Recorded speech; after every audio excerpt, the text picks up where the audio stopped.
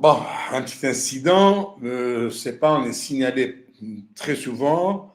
Hier, j'avais constaté que le live du 1er septembre a été supprimé par des hackers parce qu'ils parlaient de l'enlèvement de Adel Abdelmalek, le frère de Anwar Malek, et on a relaté les circonstances de son enlèvement de Tbessar jusqu'à Alger, de Alger à l'Afron, de l'Afron à Constantine, et cela n'a pas été du coup des services secrets qui croyaient agir avec intelligence, eux qui ont un déficit énorme en matière d'intelligence. Ça fait rien. Alors, notre propos n'est pas là, notre propos concerne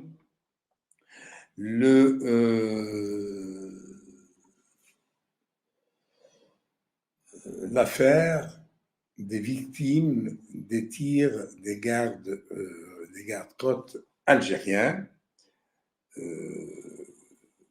Eh bien, il y a du nouveau. Première nouveauté, c'est d'abord le communiqué du ministère algérien de la Défense nationale qui reconnaît que une unité des gardes-côtes a tiré sur les jeunes plaisanciers qui étaient à bord de jet ski. Eh bien, dans ce communiqué, on lit: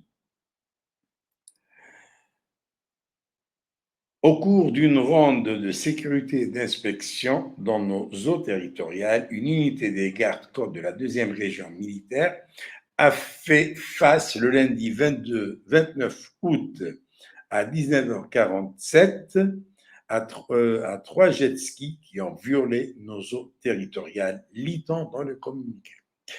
Dans le même communiqué, il poursuit: après un avertissement verbal, les sommons de s'arrêter à plusieurs reprises, qui n'a pas été suivi d'effet par les jet skieurs, qui se sont adonnés à des manœuvres dangereuses, et étant donné que cette zone maritime frontalière connaît une intense activité des gangs spécialisés dans le trafic de drogue et le crime organisé devant l'entêtement de ces jet skieurs, et après plusieurs tentatives, il a été procédé à des tirs de feu sur un des véhicules qui s'est immobilisé. Les 2 autres ont pris la fuite, poursuit le communiqué du ministère de la Défense.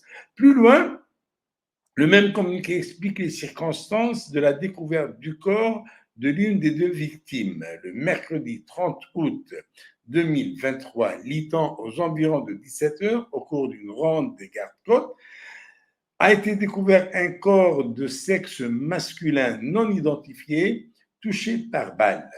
Il a été transporté à la morgue de l'hôpital de Tlemcen. Ainsi, l'on sait maintenant pourquoi le corps de la 2e victime n'a pas été inhumé. Aussi, l'information de l'incarcération d'un 3e plaisancier s'avère infondée selon le communiqué du ministère de la Défense, puisqu'il n'en parle pas. Et donc, après la réaction du ministère français des Affaires étrangères, enregistrée vendredi dernier, c'est au tour des autorités algériennes d'apporter leur version sur cet incident.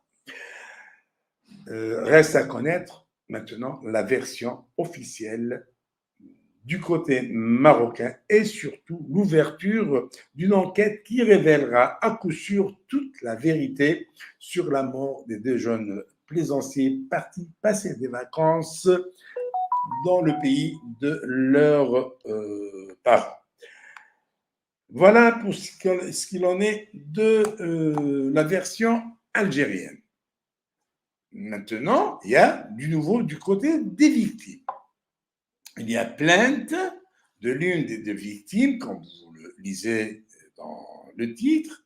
L'une des 2 victimes a déposé plainte en France. Je vous donnerai tous les détails de cette plainte juste après le jingle.